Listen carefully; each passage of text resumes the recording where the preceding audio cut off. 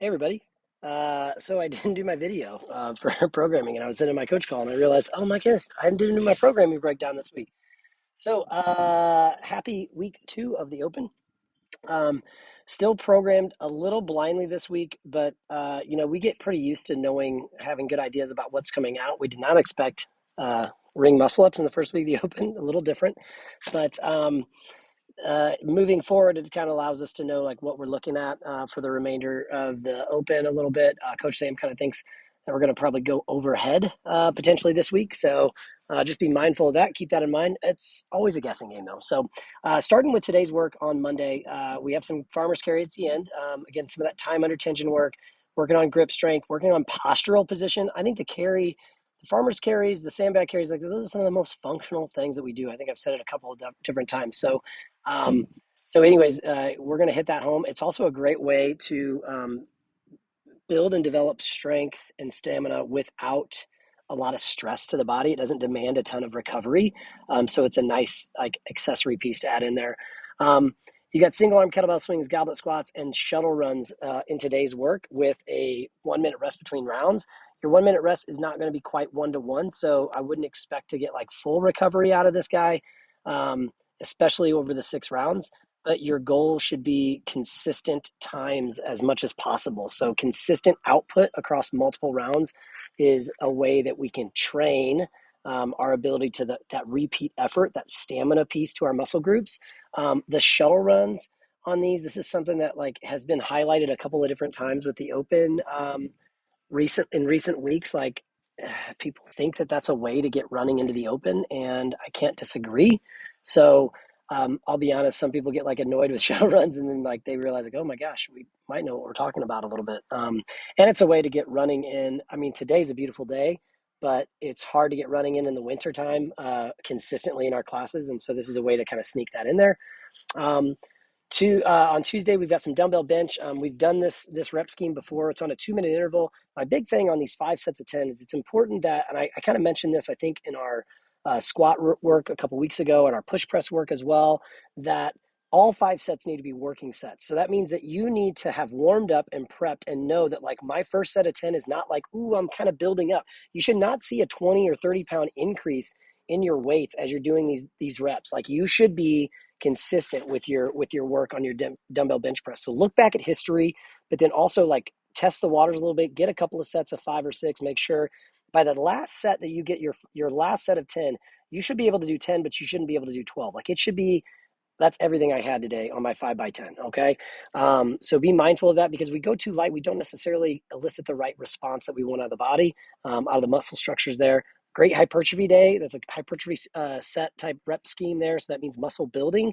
And even if you're someone like, well, I don't want to get bulky, you're not going to get bulky. It's still building and developing muscle tone or maintaining muscle tone, which is extremely important, not only for our weight loss clients, but for our strength clients, and then also just for our general function clients, especially long-term maintaining muscle mass.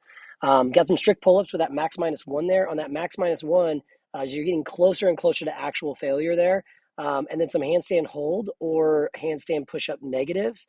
So great opportunity for you to be able to kick up, get upside down, get up on the wall. For those of you that do the handstand push-ups, if you want to work in an additional progression there to do the handstand negatives, you can there.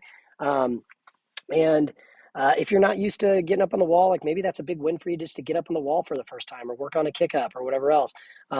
Make sure we do it safely. Make sure we do it effectively with your coaches. But we also have some substitutions there if we need to modify that out to still elicit a good response without putting you upside down. And then some banded face pulls there. Great accessory piece on the banded face pulls.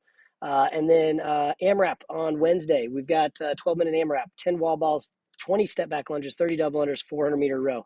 One big highlight here is that you're seeing some things and you're like, I just did double under, or I just did rowing and I just did wall balls. Like, first of all, this was programmed before we had the Open come out.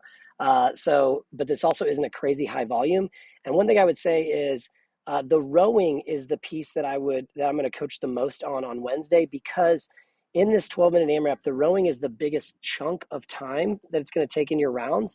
And it's important that we attack that rowing with an aggressive pace. It's not a recovery row, because you can't make 400 meters now just take so much time out, because that's only one piece of the workout, and you have all these other movements that you're trying to incorporate.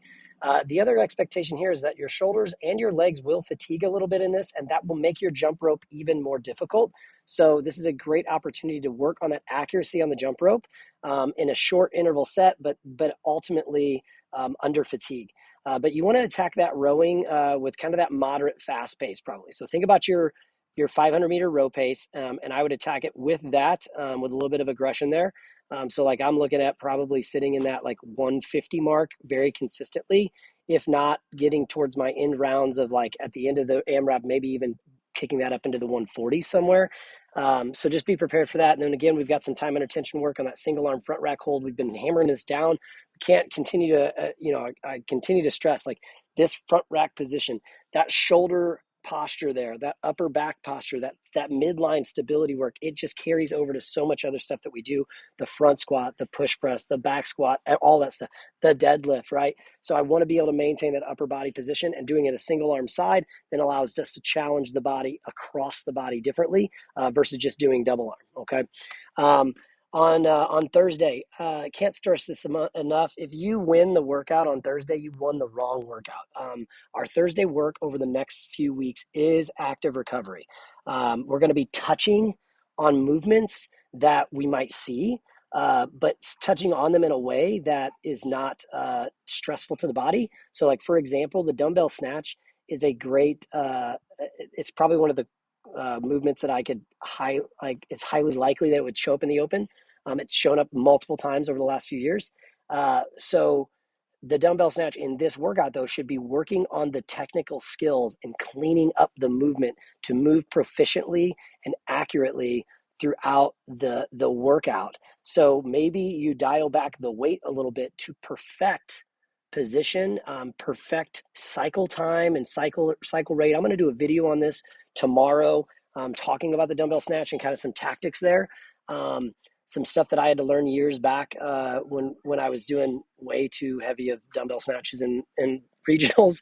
But think about that workout as it is not about how fast you move. It is not about how many reps you get. Our goal is to be consistent across the two AMRAPs. If you go out super hot on the first AMRAP, there's no way you will be able to be consistent in the AMRAP on the second AMRAP.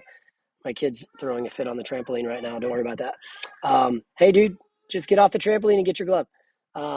So got to make sure that you're consistent with that. So you have a 10-minute AMRAP, you have a 3-minute break that is not full recovery, and then another 10 minutes on the same AMRAP. So perfecting movement, moving accurately, and again, don't try to win this workout. It's the wrong workout to win. It should be prepping you and getting you organized and ready to go for Friday, which is 23.2. I have no idea what it is. I will give you tips on that Thursday. Once I find out what the workout is, I'll give you some of my feedback on there. And then Saturday, we're not really programming out our Saturday too intensely because we just don't know what's coming on Friday. And so then therefore we'll kind of organize Saturday as we get there. But we do have some partner workouts on Saturday planned for you. Make sure you come, make sure you get moving. That's one of the best things you can do after the open, especially after you get done doing something that maybe you pushed yourself a little bit hard on. Come to Saturday and just skate through it and go get some brunch afterwards. So, all right, guys. Well, hey, have a great rest of your week. And I will make sure to get this in your Sunday email next week again. Don't know where my brain was this weekend, but I didn't do it. So, hey, talk to you guys soon. Have a great week. Happy open week 2, and we'll see you in the leaderboard.